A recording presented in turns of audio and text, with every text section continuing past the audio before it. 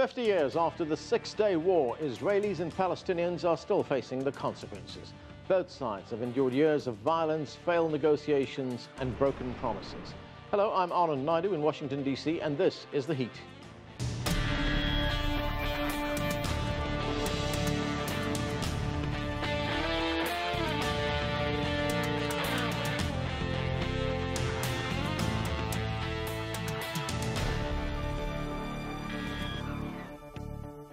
Israeli Prime Minister Benjamin Netanyahu recently described the 1967 conflict as one of the greatest victories in the history of Israel.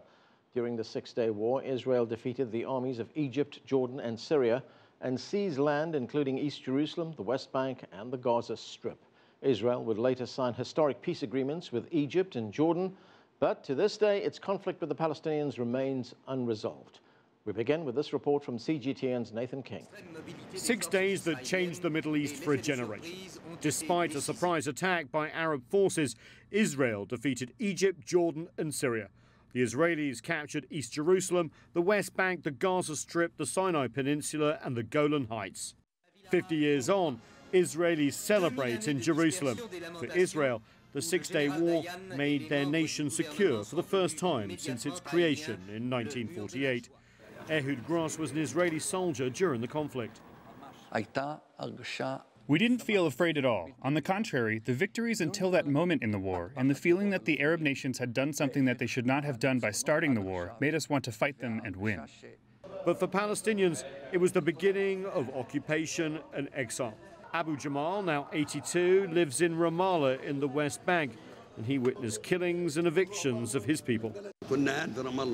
We all left our houses. We left the villages. When they would enter a village, they would search everywhere, and the young men and women had to leave the house. Then half of the people left to Jordan. They left the country because of the massacres the Jews did to the Arabic Palestinian people. Israel, Egypt and Jordan would later make peace, but Israel and the Palestinians did not. Occupation led to an intifada, or uprising, in 1987. It lasted 5 years. The best hope for peace, the Oslo Accords, dashed with the assassination of Israeli Prime Minister Yitzhak Rabin in 1995. The second intifada followed in 2000. The rise of Hamas in Gaza, the spread of Israeli settlements in the occupied West Bank, and the deep differences between Palestinian leader Mahmoud Abbas and Israel's Benjamin Netanyahu saw hopes for a two-state solution fade.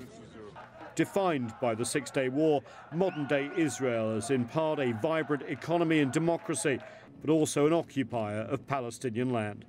The 1967 war may have secured Israel, but for the Palestinians, it was the beginning of a long nightmare, which has yet to end. Nathan King, CGTN, Washington.